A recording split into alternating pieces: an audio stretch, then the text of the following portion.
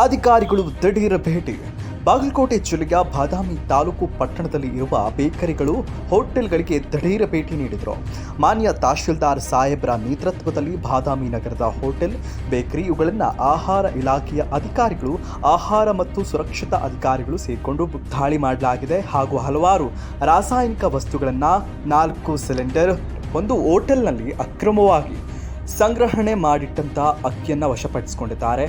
ನಮೂದು ಮಾಡಿದ ಪ್ರಕಾಶ್ ಶೆಟ್ಟಿ, ಗೀತಾ ದರ್ಶಿನಿ ಹೋಟೆಲ್ ಮಾಲೀಕ ಇವನು ಸರ್ಕಾರದಿಂದ ವಿವಿಧ ಯೋಜನೆಯ ಅಡಿಯಲ್ಲಿ ಉಚಿತವಾಗಿ ಫಲಾನುಭವಿಗಳಿಗೆ ಹಂಚುವ ಅಕ್ಕಿಯನ್ನು ತಮ್ಮ ಲಾಭಕ್ಕಾಗಿ ಸಾರ್ವಜನಿಕರಿಂದ ಕಡಿಮೆ ಬೆಲೆಗೆ ತೆಗೆದುಕೊಂಡು ಹೋಟೆಲ್ಗೆ ಉಪಯೋಗಿಸಿ ಹೆಚ್ಚಿನ ಲಾಭ ಪಡೆಯುವ ಉದ್ದೇಶದಿಂದ ಅಕ್ರಮವಾಗಿ 2,800 ರೂಪಾಯಿ ಕಿಮ್ಮತ್ತಿನ 25 ಕೆಜಿ ಅಕ್ಕಿ ತುಂಬಿದ 4 ಪ್ಲಾಸ್ಟಿಕ್ ಚೀಲಗಳು ಹೋಟೆಲ್ನಲ್ಲಿ ಸಂಗ್ರಹಿಸಿದ್ದು ಸಿಕ್ಕಿದೆ.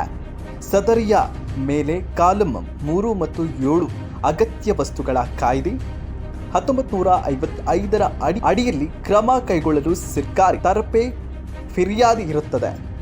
ಈ ಘಟನೆ ಕುರಿತು ಅಧಿಕಾರಿಗಳು ದೂರು ದಾಖಲಿಸಿದ್ದಾರೆ. ಇನ್ನು ಇದೇ ಸಂದರ್ಭದಲ್ಲಿ ಬಾದಾಮಿ ತಹಶೀಲ್ದಾರ್ ಮಧುರಾಜ್ ಅವರು, ಮಂಜುನಾಥ್ ಎಸ್ ರೊಟ್ಟಿ, EH ಪಾರುಕಿ, ಆಹಾರ ನಿರೀಕ್ಷಕರು ಬಾದಾಮಿ, ನ್ಯಾಯಬೆಲೆ ಅಂಗಡಿಯ ಕಾರ್ಯದರ್ಶಿ ಕಾಶಿನಾಥ್ ಹಿರೇಹಾಳ್, PSI ವಿಠಲ್ ನಾಯ್ಕ್, ಸಿಬ್ಬಂದಿ ವಸಂತ್ ಒಗ್ಗೇನವರ್, ಪೌಸಿಫ್ ಎ, ಧಾರವಾಡ ಗ್ರಾಮ ಆಡಳಿತ ಅಧಿಕಾರಿಗಳು ಪರಸಪ್ಪ ಪಿ, ಕವಳಿ ನ್ಯಾಯಬೆಲೆ ಅಂಗಡಿ ಕಾರ್ಯದರ್ಶಿ ಇನ್ನು ಹಲವರು ಉಪಸ್ಥಿತರಿದ್ದರು.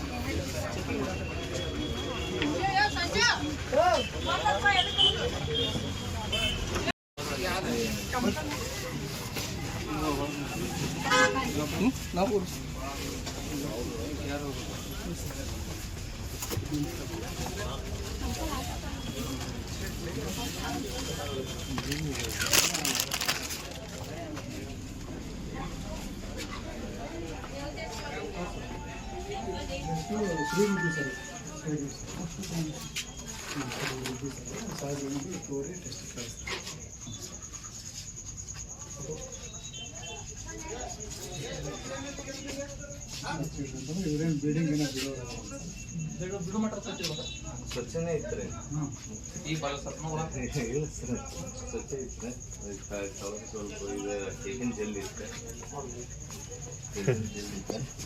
ಎಲ್ಲ ಬಿಟ್ಟರೆ